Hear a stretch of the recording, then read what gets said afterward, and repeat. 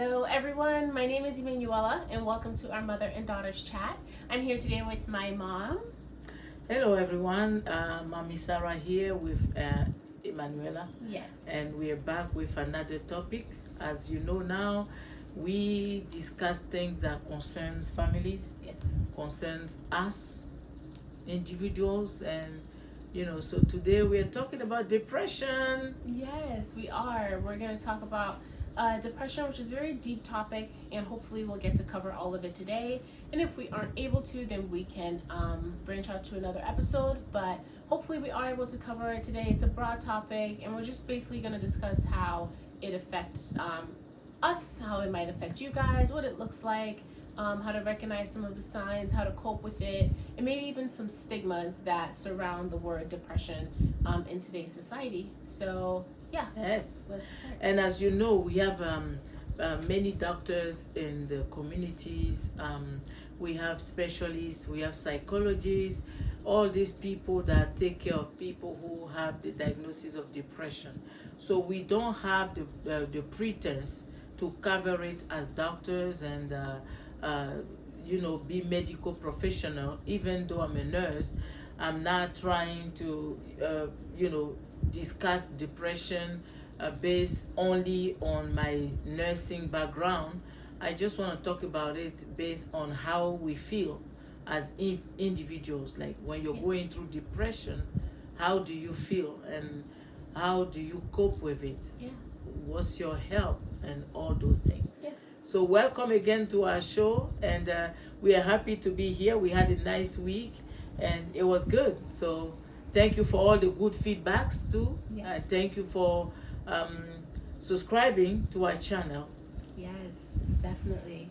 I guess we can start by talking a little bit about maybe our own personal experiences with depression. Of course. I am 27 years old. I don't think we've ever mentioned that. And of course, I'm Don't still... say my age, please. Don't say my age. I won't. You say your own age if you want. If you don't, I decided to say mine. So I'm 27 years old. So I still have a lot more to learn, but I've also experienced a lot within my life that I can say that I myself have gone through depression. It's not something that is easily talked about and is often looked down upon. In terms of different things, there's a stigma. As a woman, it's hard to talk about it. I'm sure a lot of men experience the difficulties of speaking with depression. It's almost as if it doesn't exist sometimes because it's a hard topic and we try to brush it to the side.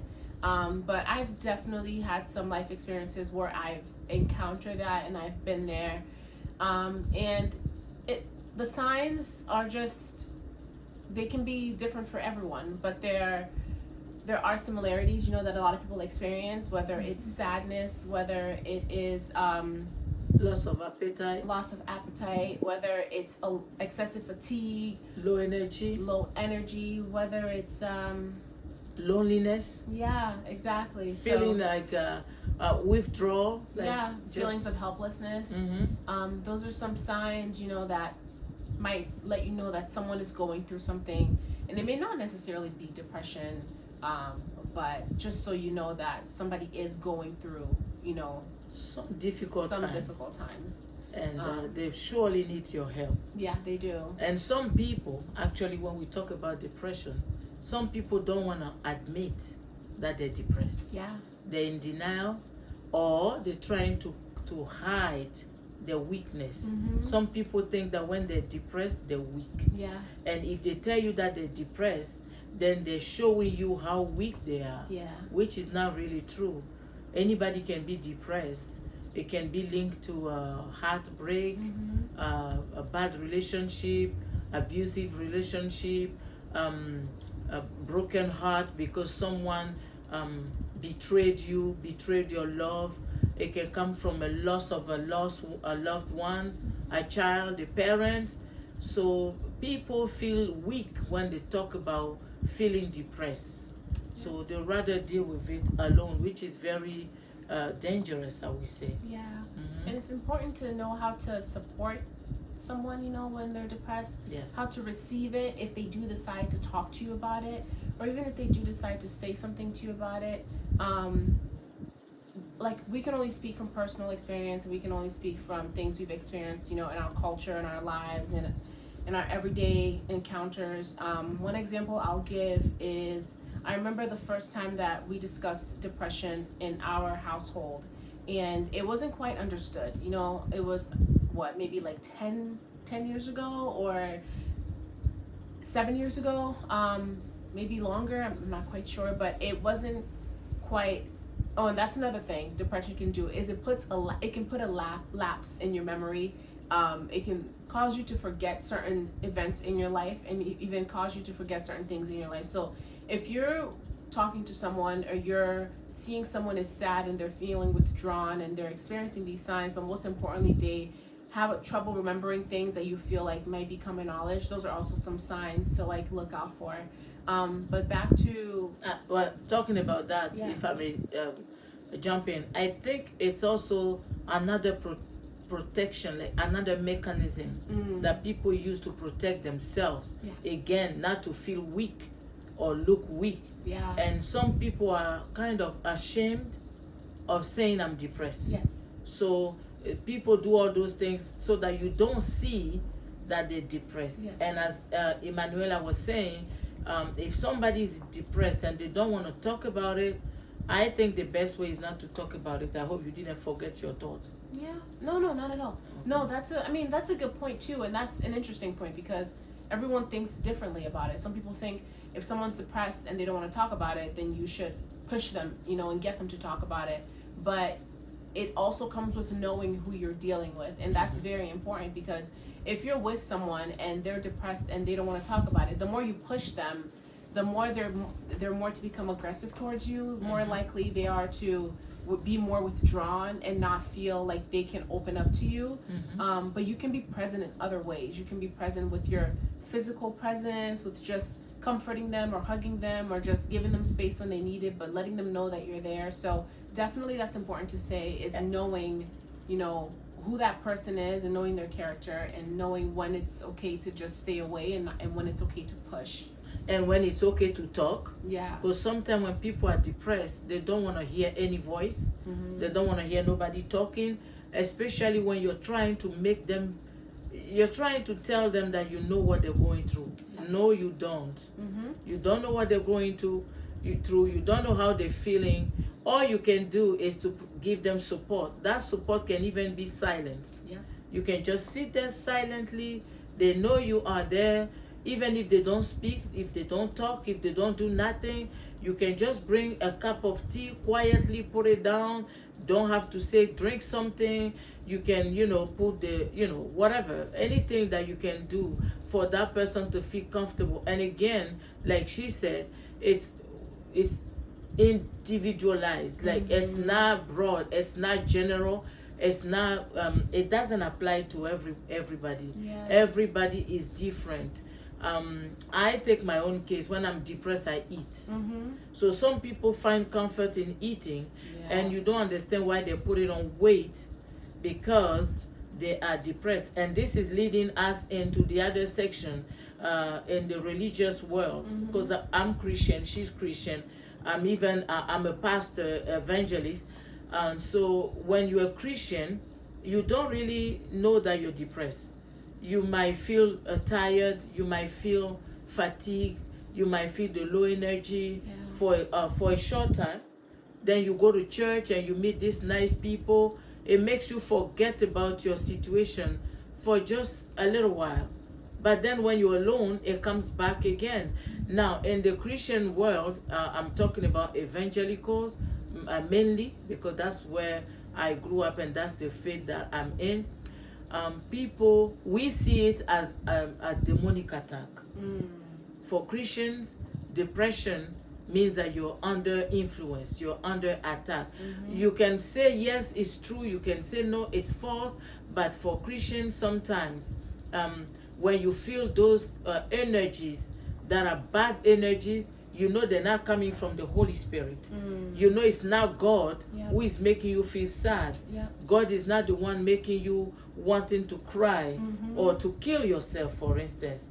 So we know that when you feel like that, for sure it's not coming from heaven. That's right. It's coming from the other side. and the other side for Christian is the devil side. Yeah. So if God is not inspiring you to cry, if God doesn't want you to cry, He doesn't want you to suffer, He doesn't want you to be alone. That's why He made us have the church. That means that whoever is trying to do those things to you is the devil. Yeah. So we pray against those spirits that and we help the person through prayers just to clear their mind, Yes. to clear the bad aura, Yes. you know, the bad energy. Yeah. It's important. So some people do that. So. And that clearance of bad energy and bad aura sometimes can be referred to as deliverance, Yes. which is a topic that we'll talk about later. Yes. But just to go off on that just a tiny bit, for those who are watching, this is a fairly new podcast. We are a Christian family. We are very proud of our religion and very much love the Lord Jesus. And so there will be times throughout our podcast where we do talk about our faith. And I think our society now, which I think is another topic we'll touch maybe down the road, is very keen on kind of making Christians or making people feel uncomfortable about talking about or being proud of, you know, things that they are, whether it's Christian or something else, in terms of like, oh, don't push your agenda on other people. And that's not what we're doing here at all. I just want everyone to understand that. It's just that it's a part of us, and as we share a part of us with you through these podcasts, that's a part of us that we will have to share. And so, like my mother said, that's something that comes into account, right? When it comes to depression, and when it comes to dealing with that depression, is how does your faith relate to dealing with depression? You know, how can a Christian be depressed, and what does that even look like? But all those signs correlate to that. It doesn't matter who it is, whether you're a Christian or non-Christian, we all experience the same signs. It's just we deal with it differently. And we deal with it through our faith for us, because that's what helps us cope, and how we find the ability to work through it with God by our side. I think another part that comes to play too is kind of like the culture and the background, in terms of like in America, depression is free talk for everyone, you know, like they're happy to tell you, oh, this looks like depression, you might be depressed, and it's a word that flows freely, and it's treated. Exactly. It's medically treated. Versus in our African culture, there's no depression. It does not exist. Well, you can you know, as Africans, I mean, let's say this, it exists. It does exist. Yes, it and exists. we went from the 1900 to the 20th century, and now we're in the 21st century. So Africa is well developed. Like the countries are making sure that the populations are exposed to those treatments, you know, the advancement of technology, you know, now with Facebook, with Instagram or YouTube, we can access anywhere in the world. So people know, people see, people hear. But certain fields are not really well developed in African countries. So when somebody is depressed, it's something that they deal with alone. Yes. But the good thing about the African culture is that we are never alone. Yeah. We always have a big family. Yeah. We have the cousins that can come and push you around and ask you to speak when you don't feel like speaking. You have cousins that can come and say, come on, let's play this, let's do this, let's eat together, let's, you know. So that helps. But now in America, if somebody is alone and they're going through depression, it's very hard for them to find help. Yeah. Who are they going to go to? So they lock themselves up in their home and they cry. And they cry their eyes out, and there's no help.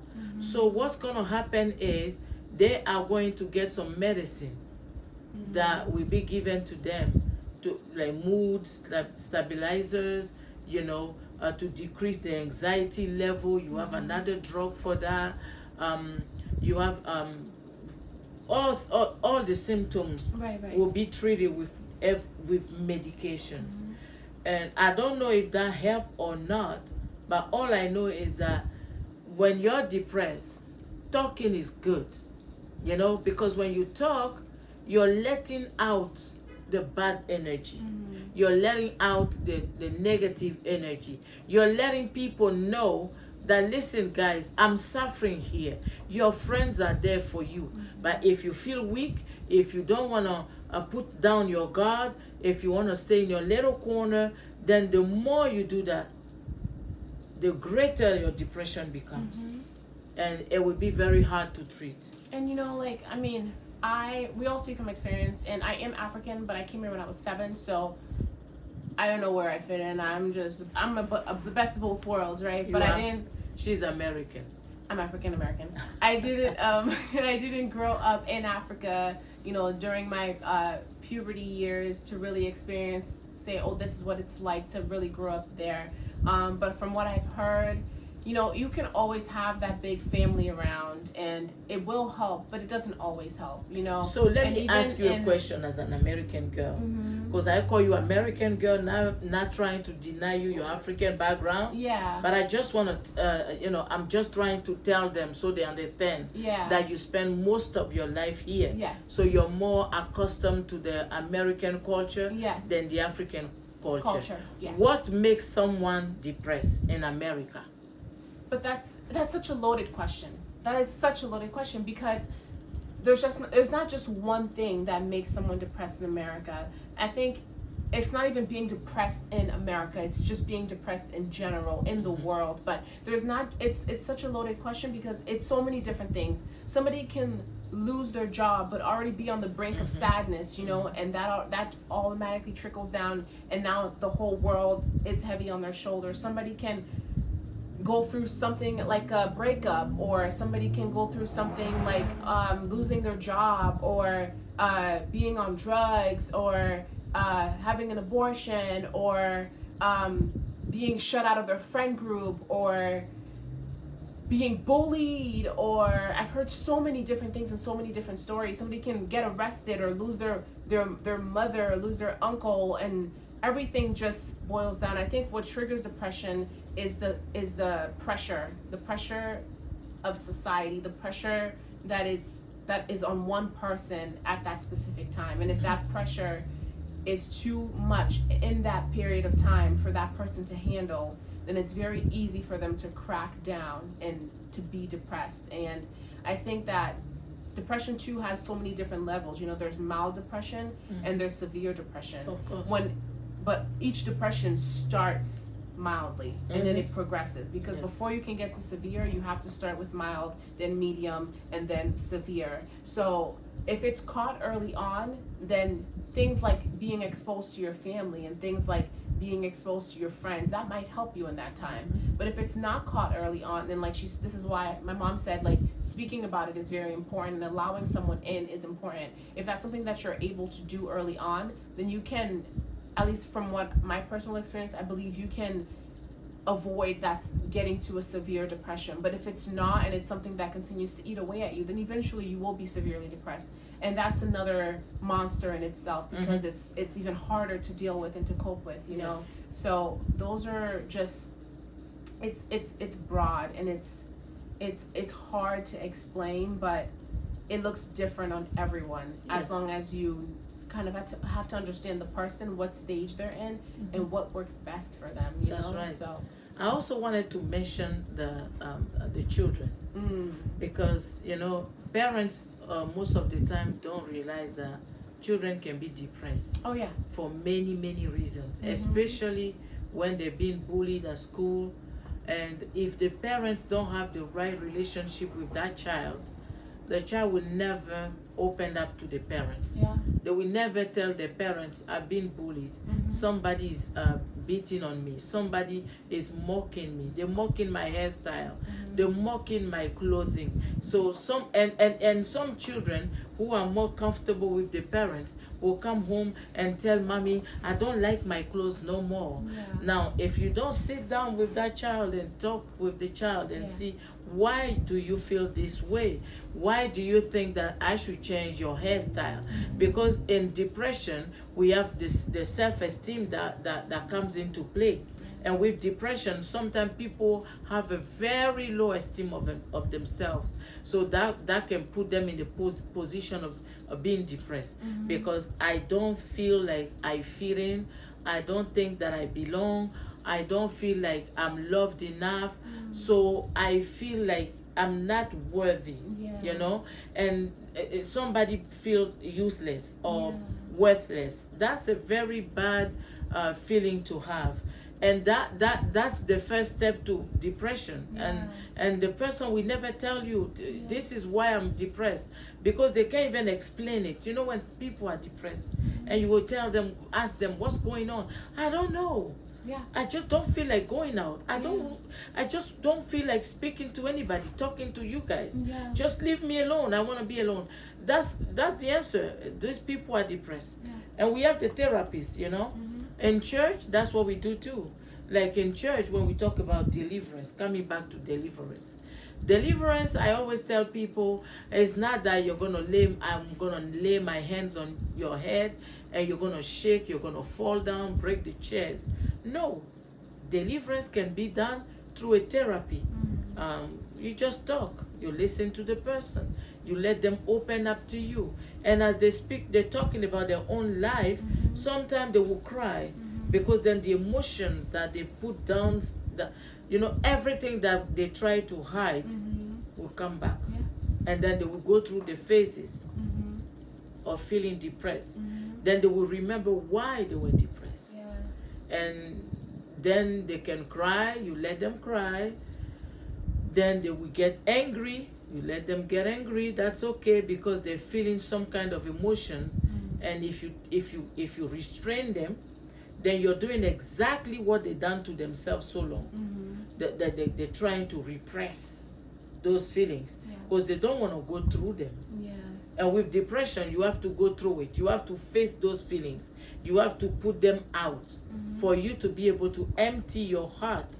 The heart is a vessel, and whatever we put in, if we don't take it out, it stays in there, and it becomes a poison. That's right. So depression is very, very broad, but we just want people to understand that communication is the good thing. No matter how depressed you are right now, just find someone to talk to. It doesn't have to be your parents. If you're not comfortable with your family or your friends, just find someone.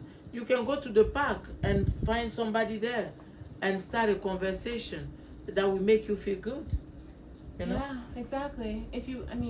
Find some outlet, find something, because I know when it comes to depression, there's different stages, but when you're in that point where you are in your bed and you can't even get out of bed and you can't even bother to see sunlight, it's hard to go outside, and it's easier said than done to say find someone, but just find something. And for me personally, like I said, religion was that for me, because I didn't have to get out of my bed, I didn't have to get out of my house, but I had my Bible and I had God, and I had both of these things with me in one room, and I never felt alone, because I used that to guide me, to give me comfort.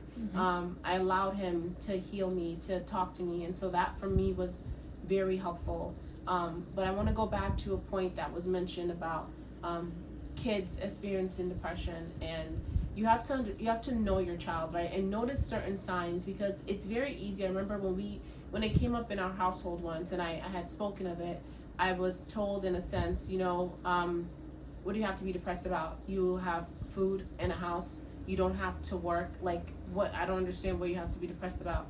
And that is such a loaded response, right? But it's such a common response in so many households, because you don't see your child as having burdens. You don't see your child as being able to get depressed, because to you, you're killing yourself to provide these things for your child. So why do you, I'm not depressed, I'm trying not to be, why are you depressed? You have everything, And so I remember I was in high school, and right before high school, we had moved to Connecticut, and then we had moved back.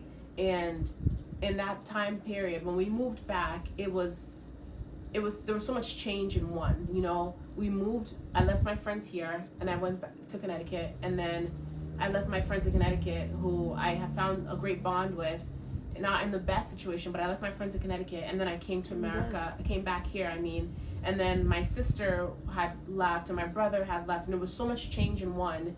And then when we came here a few years later, my mom had met someone, and I remember the first year or two of us moving back here, it was just the two of us, and and I will never forget this sentence or whatever was said, but there was a moment where I didn't really speak about it because it wasn't a common thing that was ever said, hey, depression exists. If you ever feel it, let's talk about it. Especially back then, I don't think it was as common as, or commonly spoken about as it is now. So I would always, maybe the first 2 years of us living by ourselves, I was always, doing the dishes, cleaning the house, and there was lightness in the house. And then I remember a change happened where my mom met someone, and then it was like almost like a rebellious attitude of me, but I would stop cleaning and stop participating and just not really be in the mood to kind of give my all or be present in certain situations. And I remember we had an argument, and my mom said, what the heck is going on with you? You used to help clean and do this, and now you don't do it anymore. You think you're too grown now. What do you think this is? Just because you're getting older. And in that moment, for her, it was because I was getting older and I didn't want to, help out anymore. But it was because I was feeling a rush of emotions of so many changes happening in my life all at once. And fear too, and right? Fear, because fear of going through again what we went through before. Yes. And so not wanting to deal with that, and not having my sister and my brother there with me at this time, and so it came out in a way that was interpreted as, you're disrespectful, you're turning into a bad child, what are you doing? But in that moment, it was me that was my cry out for help. I'm gonna withdraw, and hopefully someone will notice enough to say what is going on, and that didn't happen. And for a little while, it continued, and then we went from the first 2 years of having a strong relationship to slowly kind of drifting apart, and slowly kind of just becoming sticking to enemies this, even. Just sticking to this Fighting mother all the time. and daughter specific. That's all our role was, it, and just not understanding each other and fighting and everything else. And I'm sure my mom was going through things too that she didn't talk about because wanting to keep that strong demeanor for everyone to, because if the head breaks, then everything else breaks, right? So I think in that moment we realize now, looking back, okay, there's things that we should have recognized, and that's why we're having these conversations with people to hope that you guys can recognize. So if you see a change in your child, don't just say you're rebellious and I don't want to deal with this, what is happening with you, but take the time to really reflect. Wait, my child went from being this almost perfect example of a child to being a nightmare for me. What is going on? What am I missing? And address that, because that can make a really big difference. Of course. And talking about that episode of our life, our lifetime, I think there's also the fact that you can look at it, it's okay, we're having a chat, so there. So there's this I would like to talk to this every woman. There's a big problem, and we'll come back with that next time to discuss it, but I just want to mention it a little bit because she's talking about it. When a woman has children and meets a new man that comes inside the house, there are many things that are happening on mother's side, on daddy's side, on the new dad. Some men come, they want to be called dad. The child don't like that because the child is not used to that man. It's a stranger. Some women went through hell and then trying to restart their lives. So I think today we cover just some of the depression piece. Maybe we'll come back again next week to continue for the second part of this episode. I really want you to stay tuned for the next episode, because we're going to go over what I just started talking about, mother starting a new relationship, or father, and those are very important. So we're going to say goodbye to our people for today. Yes, and I'm going to just let everyone know, please reach out to your local hotlines. There are hotlines, there are support groups for people experiencing depression, and if you are one of them, please reach out. Please let someone know, whether it's one person, whether it's a stranger, whether it's a friend. Just let someone know that you're going through it and that you need it and that you need the help. We're going to post all the hotline numbers in the bio, and if you are feeling a sense of helplessness, a sense of sadness, a sense of withdrawal, if you're feeling unlike yourself lately and you're feeling the pressures of the world upon your shoulders, then please read the bio. Please send this video to whoever needs it.